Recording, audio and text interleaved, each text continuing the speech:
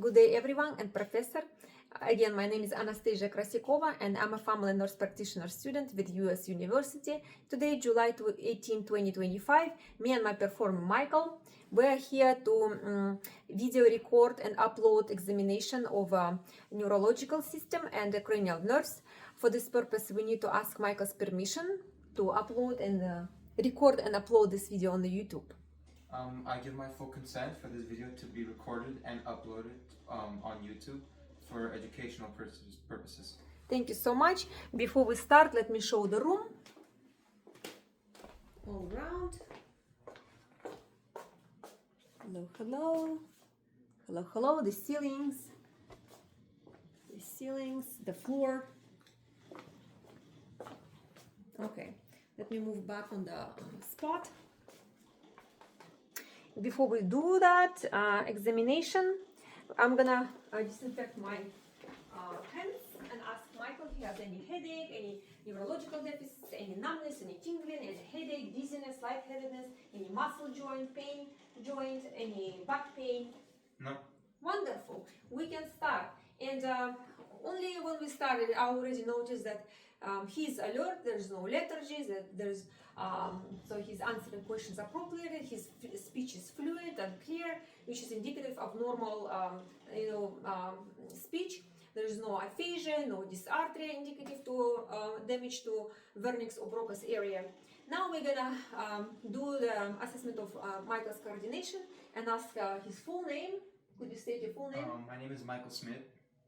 Could you please tell me your date of birth and your age? I was born February 2nd, 2007, and I'm 18 years old. Wonderful. And could you tell me where we are?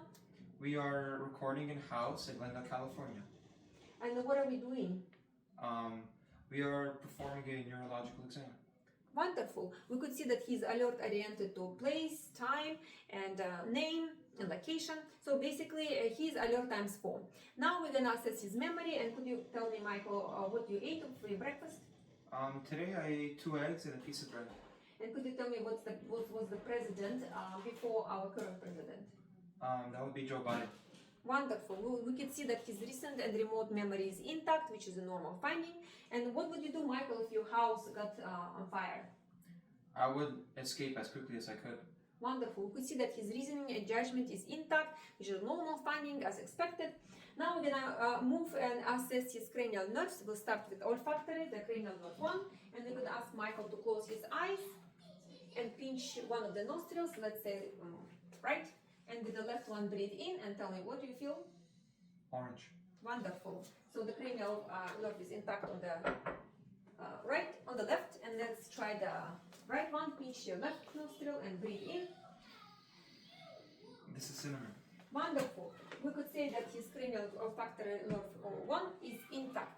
Now we're gonna move to the assessment of the optic nerve, which is a cranial nerve 2, and we're gonna do a lot of assessment of this nerve. First, we're gonna do the visual acuity test, and we're gonna do it quick with the Snellen chart, like pretend that we're standing 6 feet away. And Michael, could you please cover your right eye, and with the left eye, no peeking, tell me the lowest line that you could read, the letters. LTFPH. Wonderful. Do you have any corrected lenses? Correction lenses? No. No? Wonderful. Let's try the other eye. Go ahead. LTFPH. Wonderful. And with both eyes open, read the lowest line. LTFPH. Wonderful. We could say that his vision is intact, 20/20, uncorrected, and optic nerve 2 is intact as well. Now we're gonna assess his peripheral vision test also. We'll do peripheral fields vision test, and we're gonna ask Michael again cover his let's say right eye, and we're gonna bring the fingers and stare at my nose. Don't move your eyes, don't move your head, just stare and see whenever you see my 2 hands with wiggling fingers. Now. Now. Now. Wonderful. Let's switch the eye. Again, look at my nose. Now. Now. Now. Wonderful. And now with both eyes open, stare at my nose. Don't move your head. Now. Now. Now. wonderful. We could see that again his optic nerve 2 is intact, and his peripheral vision is 180 degrees. It's a full range, and it's also matching my vision. So which is expected and normal finding in this case. Now we're gonna do the accommodation test, and we already noticed that when Michael is looking forward, his pupils are dilated, and they're like about 3 millimeters. And we're gonna bring the object close and see how his optic nerve, cranial nerve 2, and the oculomotor 3, they're working together. Bring his eyes laterally, medially, and accommodating his vision and pupillary constriction to focus on the approaching object. So let's see his pupils constrict. Then I move closer. We could see the eye movements medially, and we could see the pupils constrict from 3 to 1. So we could say that accommodation test is intact. And we can also, in this position and using with this, pencil, we can check the pupillary reflex and see also pupillary reflex direct when we shine into the eye, let's say left one, and we need to look on the right and see if there is a consensual reflex present. So we see that the pupil constricted, and I notice also the right pupil also constricted from 3 to 1, symmetrically to the left, which is first direct, and the second one consensual reflexes are present. We're gonna try the same eyes on the shining into the right. Wonderful, and I saw the pupils constrict on the left as well, which is a normal finding. Now we're gonna move and do fundoscopic examination of his internal structures of the eye, and we're gonna do it in a proper way. We're gonna dim the light a little bit, and I'm gonna use my right hand for the right eye with the fingers pointed out, and my left hand covering the head and holding it for the stability. So go ahead, and we're gonna approach from the oblique angle, and we're gonna try to catch the red reflex light, which should be clear access, without any obstructions, and no opacities in the cornea and lens. And I'm gonna approach and hold his head. And Michael, could you please look kind of like away? Don't look straight in the eye, unless I tell you. So I'm catching the red light, red reflex. I'm following it closer. And then once I'm approaching, I see the retina. It's a pinkish color. I could see the vessels. There is no nicking. There is no hemorrhages, normal findings. There is no cotton and wool spots. So all this, no copper wiring. So the vessels are intact. The retina again intact as well. I could see the optic nerve and optic disc, and cup to disc ratio is it's about like 1 to 2, which is a normal finding, not indicative to any glaucoma or intracranial pressure. I could also see, look briefly into the light and away. I noticed that the fovea and macula are also intact, pinkish color, and the optic nerve margins are sharp and distinct and sharp, and the color of the optic nerve is salmon color. So go ahead, I'm gonna use my left hand for the left eye. I'm gonna approach from the side, catching the red reflex. No, don't look a little bit straight, so I could look into your eye. So I'm gonna follow the red, and I see the cornea and lens appear as the right eye. I'm approaching closer, and I'm looking at the structure of the eye. I could see vessels. I could see the optic nerve, and it's a salmon color, and the cup to disc ratio is 1 to 2, which is a normal finding. I could see macular and fovea, the pinkish color, dense, the cones, responsible for sharp and clear vision, and I could see the vessels. There is no hemorrhages, there is no nicking, no copper wiring, which are all normal findings. And again, we can say that optic nerve 2 is intact. Now we're gonna go ahead and turn the lights on, and we're gonna actually assess the gaze. Six gazes of the eyes, the extraocular movements of the eyes, and those are innervated by 3 nerves, which is cranial nerve 3 oculomotor, cranial nerve 6 abducens, and cranial nerve 4, which is trochlear nerve. And we're gonna ask Michael to follow this pencil, cover the right eye, honey. We're gonna go up, which is the 3rd nerve. Just keep your head straight. Look up, 3rd,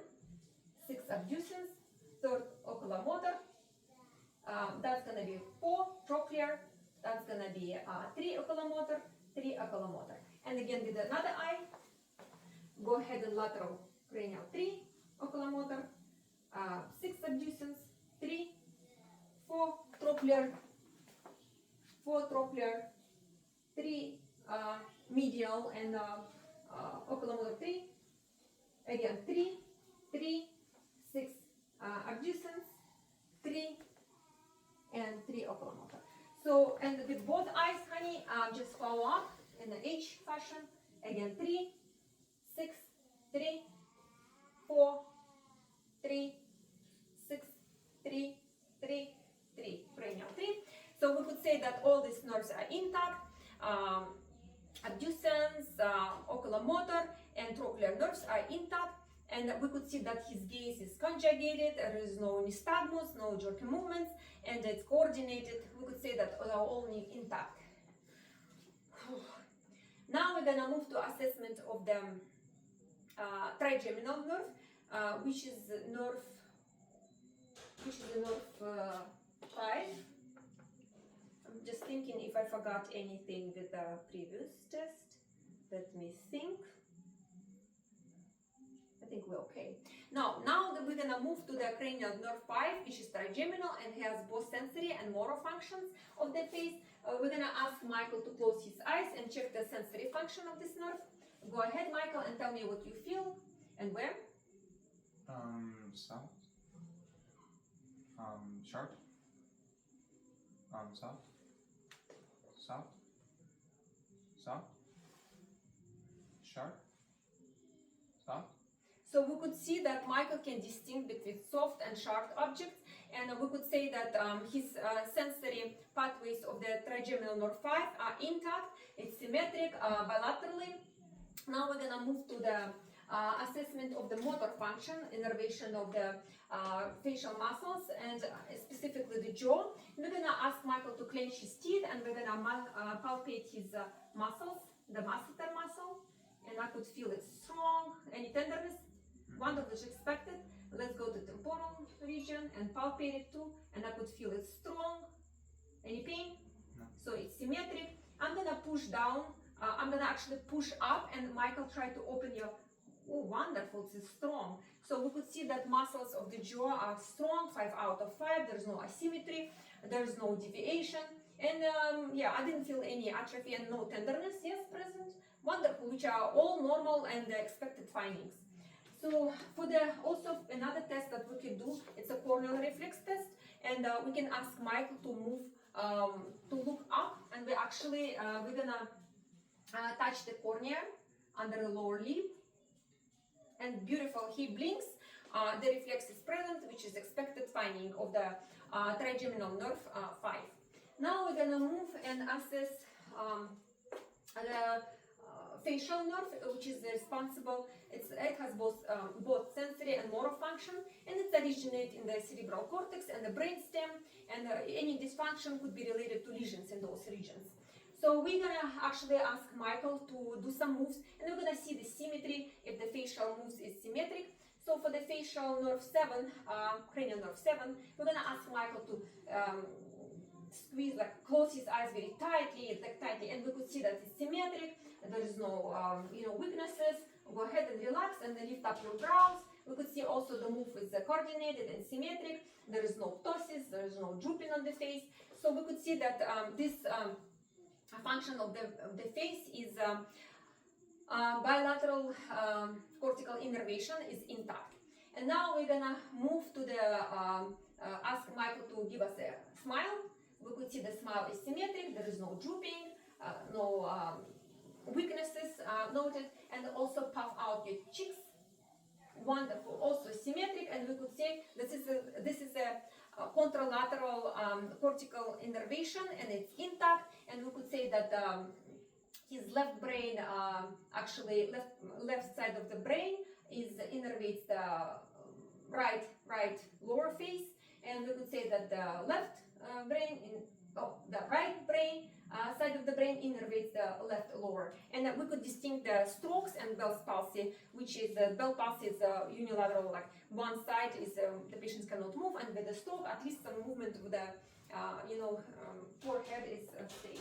when the rest is drooling, drifting, or the ptosis of the eye with the stroke. Now we're gonna move to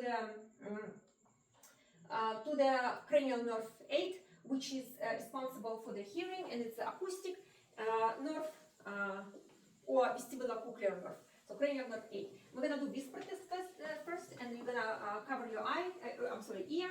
Let's say, right, press on the tragus. I'm gonna say, and repeat after me. CB2. Wonderful. Go ahead and close that tragus, left one, and I'm gonna say 1, 2, 3. wonderful. And we could say that my patient's hearing and whisper test is intact. So we could say that this cranial nerve 8 is intact as well. And with another test of the assessing this nerve, we can actually do the Weber's test for lateralization. And we're gonna strike, put it on the forehead. Tell me, Michael, if you hear it. I hear it. Is it in both ears?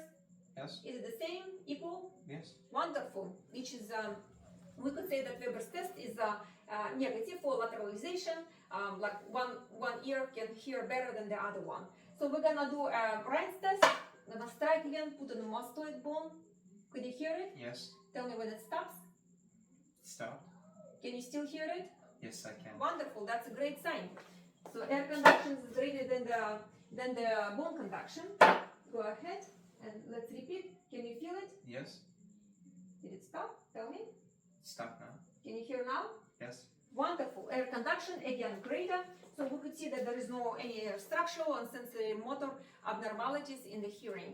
And the cranial nerve 8, acoustic or vestibulocochlear nerve is intact.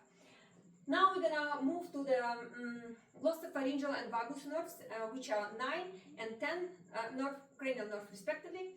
And for that matter, we know that these nerves actually innervate sensory and motor function of the larynx, pharynx, glossopharyngeal, palate, and we're gonna ask Michael to open his mouth and say like, oh, and we see how he does it. Say ah. We could see that soft palate rises symmetrically, there is no deviation. The uvula also rises medially and upward, which is a normal finding and indicative of intact those nerves.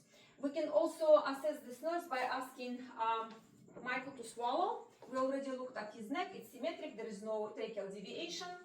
Wonderful, we see the move is smooth, symmetric. Again, there is no deviation, there is no gogging, no coughing, no choking, no drooling. We can also say that his hypoglossal nerve 12, which is involved in the swallowing as well, is intact. So both nerves, vagus 10 and glossopharyngeal 9 and 12, hypoglossal, they are all intact in the swallowing process. It's important to assess in stroke patients and see the risk for aspiration. So now we're going to move to the cranial nerve 11, which is spinal accessory nerve, and it innervates the muscles of the upper back. First, we're going to assess the trapezoid by applying pressure and asking Michael to shrug the shoulders. Wonderful. His strength is symmetric, equal. There is no atrophy, no spasticity. Any tenderness? No. Wonderful. We could say the strength is 5 out of 5, and the cranial nerve 11 is intact. Now we're going to move and ask Michael to rotate his head like from side to side, laterally. Wonderful. And the other way? Wonderful. I could feel that again the rotation of the head is symmetric and is responsible for the proper function of the sternocleidomastoid muscle, which is innervated by cranial nerve 11, spinal accessory muscle.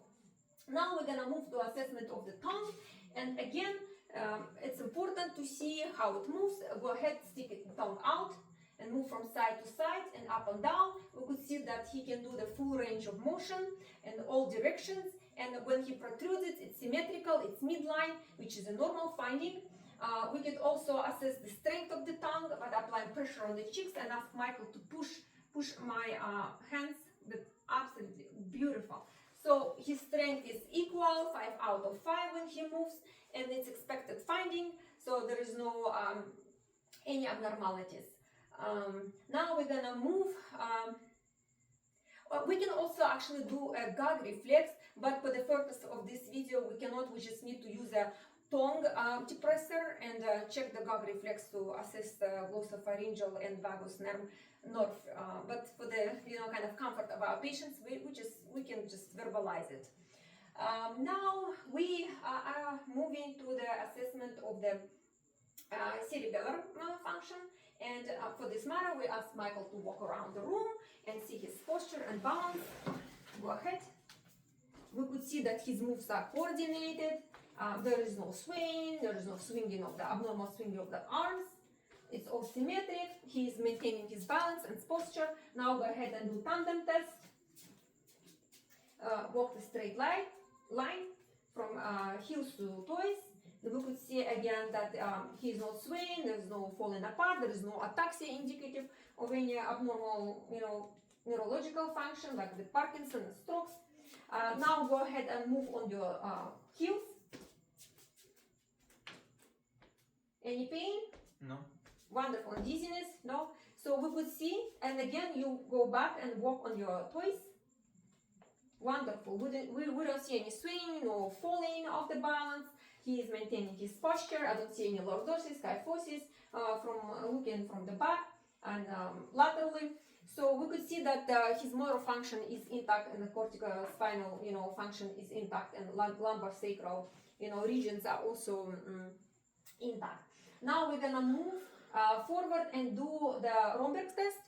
We already saw that Michael is standing without, any imbalance. Put your feet together, sweetheart, and hands, aside. So now we can just imagine that after standing like 30 seconds and no abnormality movements noticed, no imbalance, we can ask Michael to close his eyes and stay like for 20-30 seconds for the first of the video of 5. Go ahead. So we could assess his balance. He's still maintaining his posture, his balance. There is no swaying. Wonderful. So we could say that this test is negative for any abnormalities. Now go ahead and extend your arms with palms up. So we're gonna do a pronation drift. We already see that they're strong. Close your eyes, Michael. We're gonna check, and he is maintaining. They're strong, both equally symmetric. And I see the drift, and I don't see any drift. I'm observing, and within 20 to 30 seconds, I don't see any weaknesses in small muscles.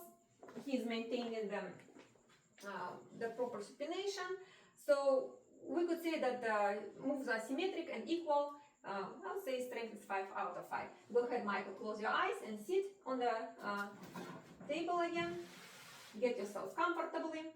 So from this sitting position, we can ask Michael to flip his hand again. Wonderful. You can see that the moves are smooth. There is no asymmetry. There is no atrophy. He can perform it equally, bilaterally. Go ahead, Michael, and cover your right eye. And with the left hand, looking at my finger, touch my finger and touch the tip of your nose. We're gonna do different directions. So we're gonna do point-to-point examination. And that was test actually, forgot to mention, that was a rapid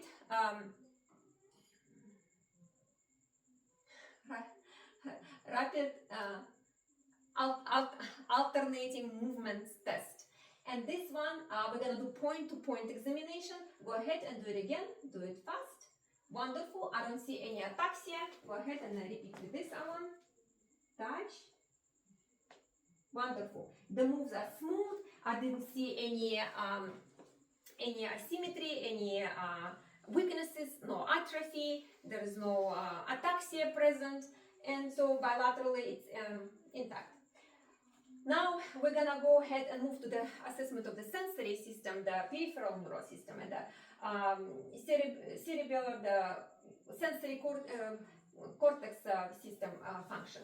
Now we're gonna ask Michael to do a test with his eyes closed, and we're gonna actually just move your hands a little bit closer. We're gonna do a joint position sense test, and we're gonna ask Michael what finger and in what directions we're gonna move his finger, and I'm gonna move up and down digits.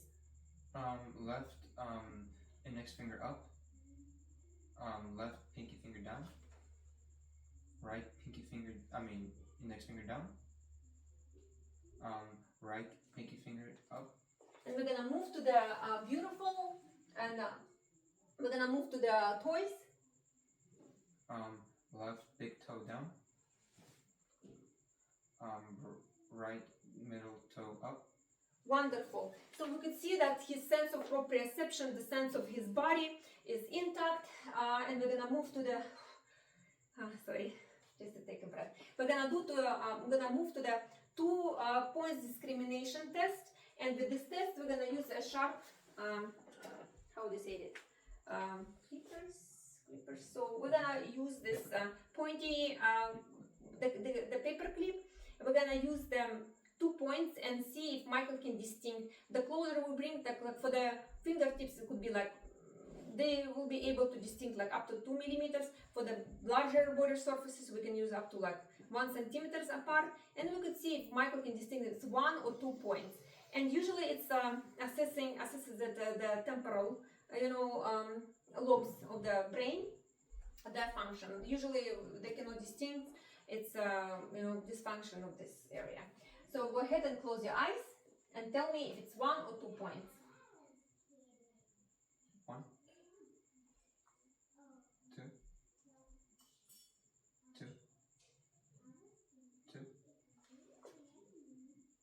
2, 2, 2, 2,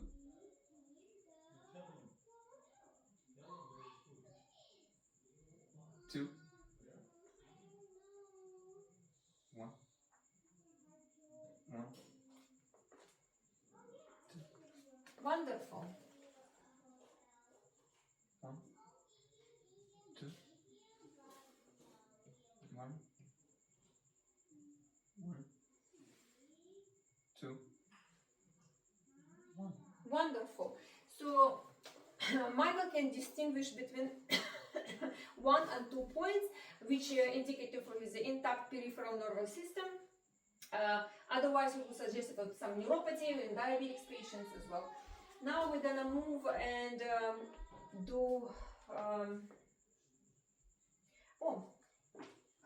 go ahead, Michael, and close your eyes. We're gonna do a stereognosis test and give me one of your palms, no matter what. You're gonna find out what it is. Tell me what you feel and if you can actually recognize the object. This is the house key.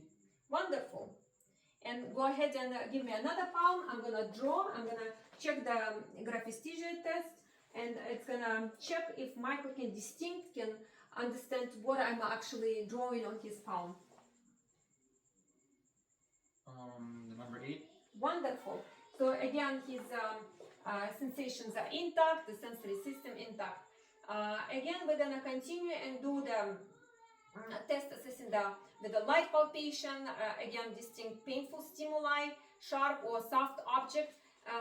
So this test we're gonna perform with both the sharp object and the Q-tip.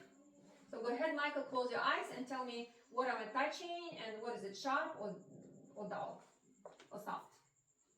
Soft. Sharp. Soft. Sharp. Soft. Sharp. Soft. Sharp. Sharp. Soft. Soft. Sharp. Soft. Sharp. Soft. Sharp. Soft. Sharp. Wonderful. Michael again can distinguish and he could feel the whether it's sharp or dull, which is intact sensory system.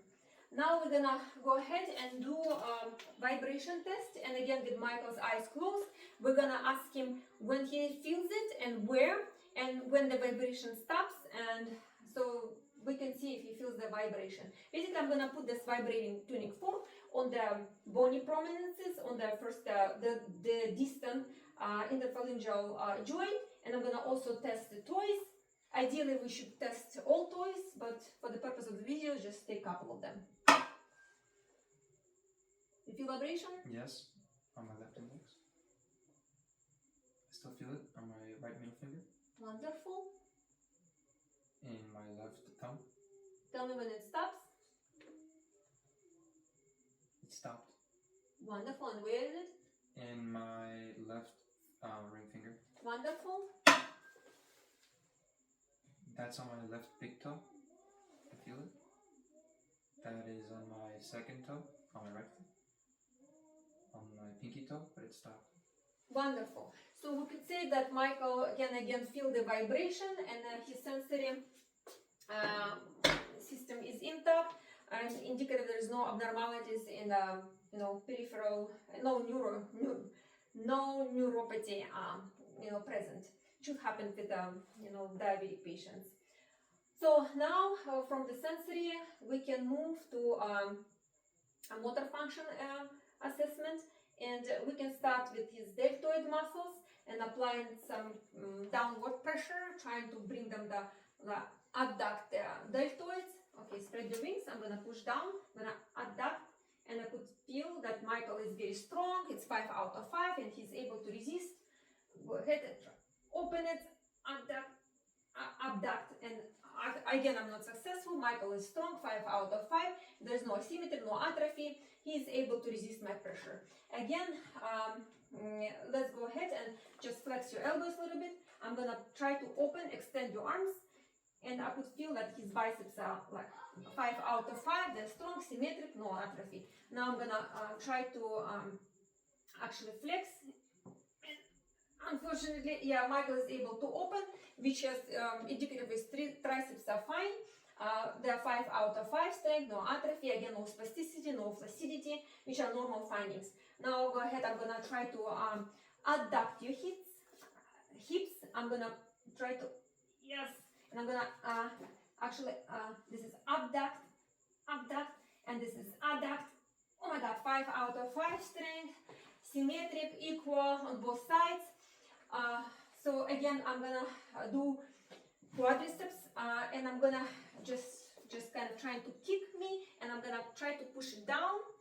And yes, I'm unable. He's able to resist me. I cannot like push it down. And let's try the other one for the comparison. Okay, I'm gonna push it down, and wonderful. They're both equal, no atrophies, no any abnormal movements, no flaccidity. 5 out of 5 strength. Now go ahead, I'm gonna try to extend your leg, and you try to hold it. Wonderful. We can see the hamstrings are fine, again on this right leg.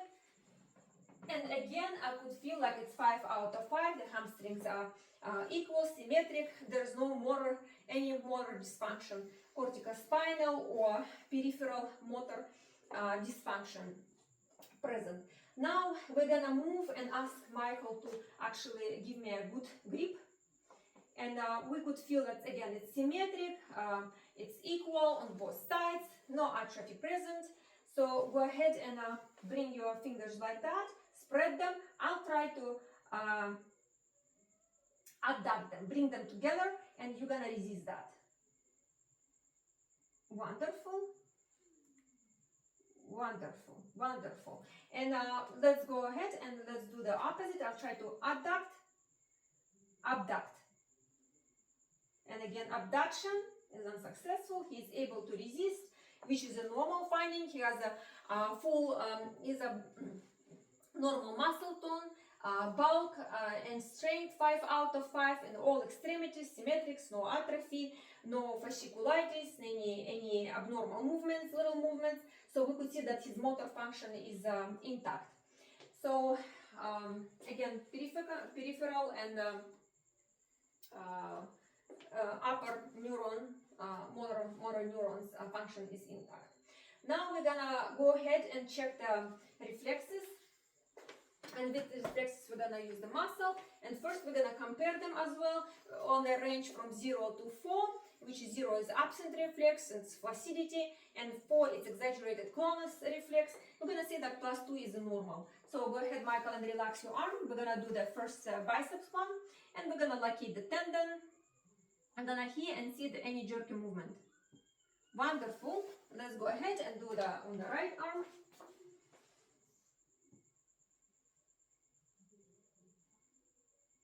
Wonderful. We could compare them the +2 abnormal reflexes, which are symmetric, and equal, which are normal findings.